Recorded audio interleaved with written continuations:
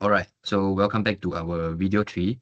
So in this video, we will focus on ClO3, which is expanding higher vs lower heating values and looking at how excess air change flame temperatures.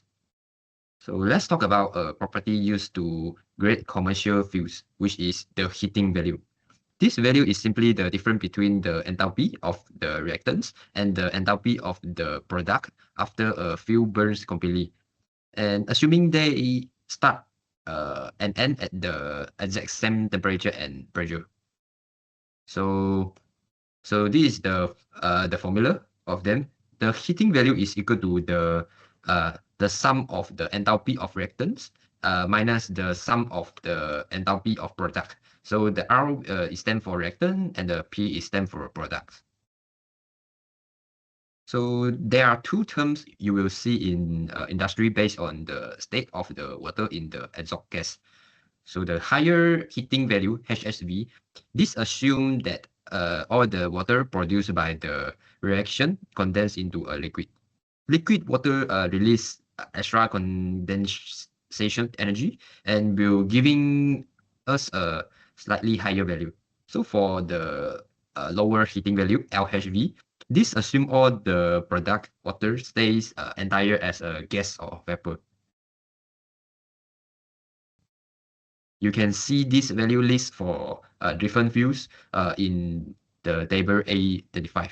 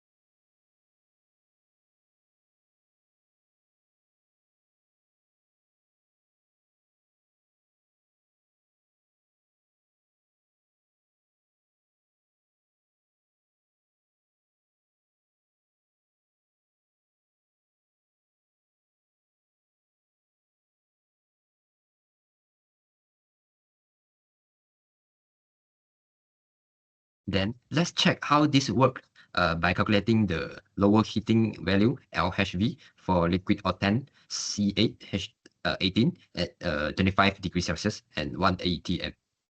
So our balance equation for complete burning look like this. The equation will be like this. And because we are calculating this exactly at our baseline temperature of 25 degrees Celsius, the temperature adjustment terms delta H will become 0, so we will ignore it. And this means our math use only the enthalpy of formation from A35. So this is the short equation we get. Then after that, let's substitute our number from the A35 and let's sub the value into the formula. Then after that, to find the value per kilogram, we divide by octane molar mass, which is 114.22 kg per kilomole. So after that, we will get this value, which is 44429 kilojoule per kg. This match the value of 44430 kilojoule per kg list in the table A25 just now. This the lower LHV value.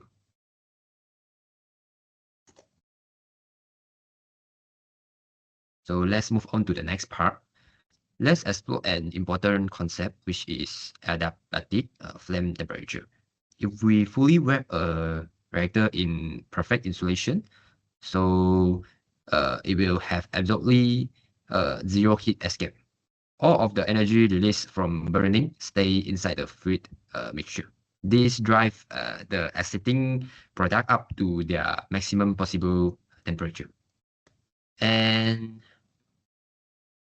in this slide, it shows the adiabatic flame temperature of methane as we change the amount of air we use. Notice that the absolute highest temperature happen right at 100% theoretical air. And then let's look at what happened when we keep adding more air, like 200% or 300% of the air. The extra air doesn't help release any more energy. Instead, the extra nitrogen and unburned oxygen act like a cool sponge and absorbing all the energy and dragging down the final temperature. And so this is a very important trick engineer used to keep real combustion chamber from melting.